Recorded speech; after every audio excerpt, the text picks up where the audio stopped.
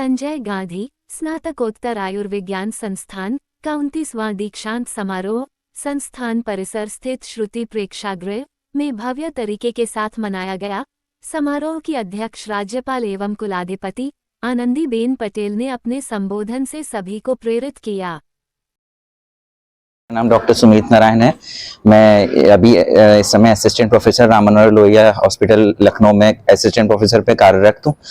मैं यहाँ पे आज 29 कन्वोकेशन में शामिल हुआ क्योंकि मैंने यहाँ से SGPGI संस्था से BDCC रीनल पैथोलॉजी करने का मेरा सौभाग्य मिला और आज मुझे इस समारोह में शामिल होकर हमारी माननीय गवर्नर, हमारे माननीय अतिथि जो सर आए थे, रेड्डी सर हैदराबाद के डायरेक्टर, और हमारे डायरेक्टर धीमन सर का जो है हमें उनसे प्रेरणा मिली और उनके द्वारा हमें ये डिग्री प्राप्त हुई। इन सब का मैं सौभाग्यशाली हूँ और मैं अपने इस नॉलेज से आगे अपने देश प्रदेश के लिए मैं सेवा और जितना अपने मेडिकल लाइन में इसको बढ़ा सकता हूँ उसके लिए मैं प्रार्थी रहूंगा। और सबके जाहिर आपने बड़ा संघर्ष किया होगा यहाँ तक पहुँचने के लिए, जी श्रेय आप किसको देना चाहेंगे? मैं सबसे पहले श्रेय जो है अपने माता पिता को देना चाहूँगा, गुरुजन को देना चाहूँगा, जो भी मेरे टीचर्स हैं जिनके द्वारा मैं यहाँ तक पहुँचा हूँ, और और मेरे पेशेंट्स का भी, क्योंकि हमें मरीजों से भी बहुत कुछ सीखने को मिलता है और इसीलिए मैं उन्हीं के लिए सेवारत में अपने सरकारी संस्था में आज इस असिस्टेंट प्रोफेसर पद पे उनको सेवा दे रहा हूँ। सर, युवा जितने भी स्टूडेंट हैं उनको क्या मैसेज देंगे? युवा को मैं ये मैसेज देना चाहूँगा कि वो अपना जो भी उनका जो लक्ष्य हो उसको वो डिसिप्लिन के रूप में उसको चलते रहें और अपने लाइफ में डिसिप्लिन लाएं। डिसिप्लिन सबसे महत्वपूर्ण है। आज SGPGI सुबह 8 बजे से संस्था स्टार्ट हो जाती है, आप देखिए 8 बजे सब कार्यरत हो जाते हैं, तो एक डिसिप्लिन है। अर्ली सुबह उठना, अपने कार्य में जुटना और अपने माता पिता और सबको सम्मान देते हुए चलें, जरूर उनको सफलता मिलेगी।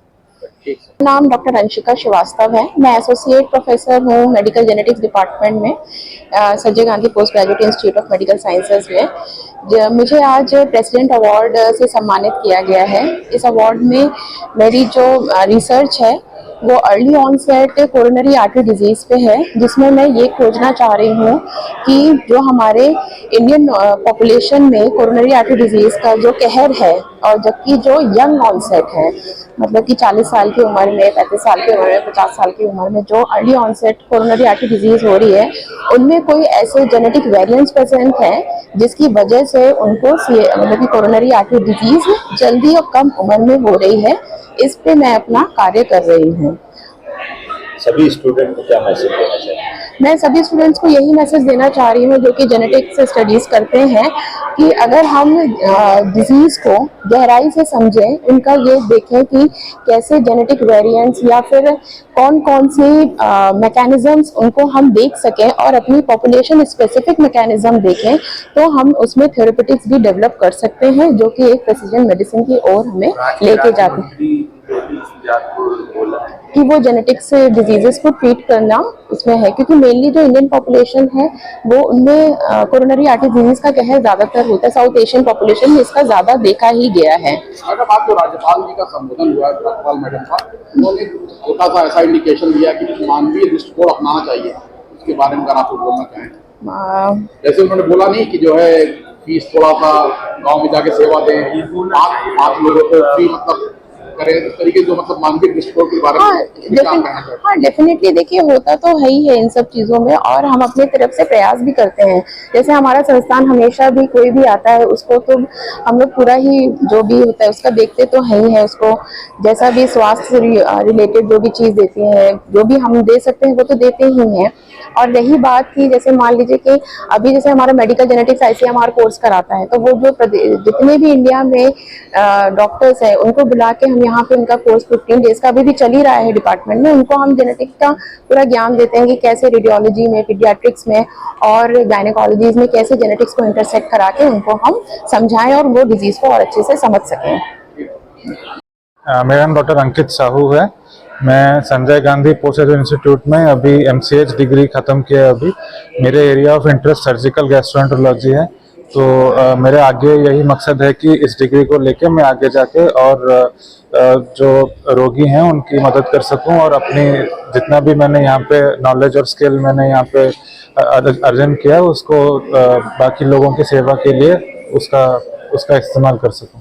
ये राज्यपाल मैम ने कहा है जैसे गांव जाकर डॉक्टरों को मानवीय दृष्टिकोण अपनाते हुए गांव में भी थोड़ी प्रैक्टिस करनी चाहिए। जी जी बिल्कुल, ये बहुत ही मतलब नेक उनका विचार है कि गरीब लोगों का और जो मददगार है उनकी हम लोग सेवा कर सकें। और जहाँ भी हमको मौका मिलेगा, चाहे गांव में हो या चाहे शहर में हो, जहाँ भी हमको गरीब लोगों की मदद करने की मतलब हमको मौका मिलेगा, हम लोग जरूर उसमें अपना योगदान देंगे उसमें।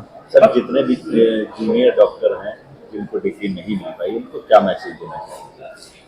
देखिए, कोशिश करने वाले की कभी हार नहीं होती है, तो मैसेज तो ये रहेगा कि अगर निरंतर हम लोग कोशिश करते रहें तो सफलता कभी ना कभी मिलती ही है।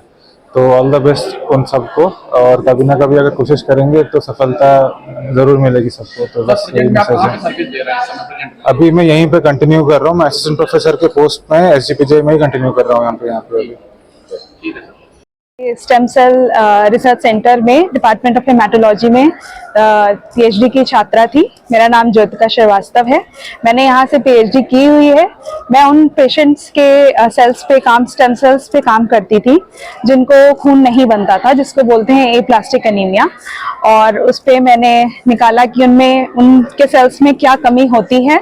और अब मैंने यहाँ से PhD खत्म की है और मैं आगे जाके डॉक्टर रेड्डीज इंस्टीट्यूट हैदराबाद में, लाइफ साइंस इंस्टीट्यूट में हैदराबाद में ज्वाइन किया हुआ है as a post doctoral fellow. वहाँ पे मैं इन्हीं पेशेंट्स पे काम कर रही हूँ, बट जिनको जन्मजात शिकायत होती है, फानकनी एनीमिया नाम है उसका, और उन बच्चों में माइक्रोसेफेली की दिक्कत होती है।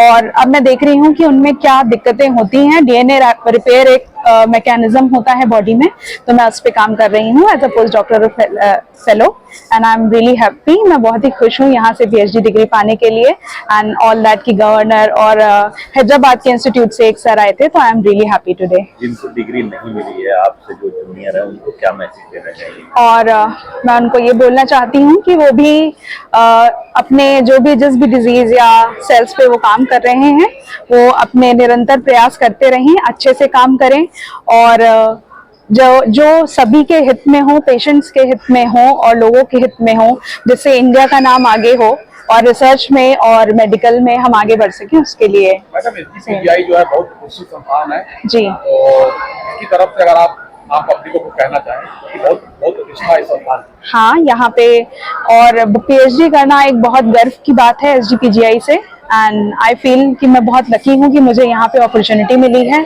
और मैं लोगों से कहती हूँ कि यहाँ पे आके ज्वाइन करें, मतलब यहाँ पे ट्राई करें और मेहनत करें कि यहाँ पे हो सके। और यहाँ पे प्रोफेसर्स बहुत ही अच्छे हैं और मेरी जो गाइड थी professor Sonia Nityanand and doctor CP Chaturvedi, वो दोनों ही लोग बहुत अच्छे हैं। उन्होंने मुझे बहुत अच्छे से गाइडेंस दिया है, सपोर्ट दिया है, मुझे आगे प्रेरित किया है आगे बढ़ने के लिए। तो मैं उनको बहुत बहुत धन्यवाद देना चाहूंगी और लोगों से रिक्वेस्ट करूंगी कि SGPGI बहुत अच्छा इंस्टीट्यूट है, यहाँ का नाम रोशन करें।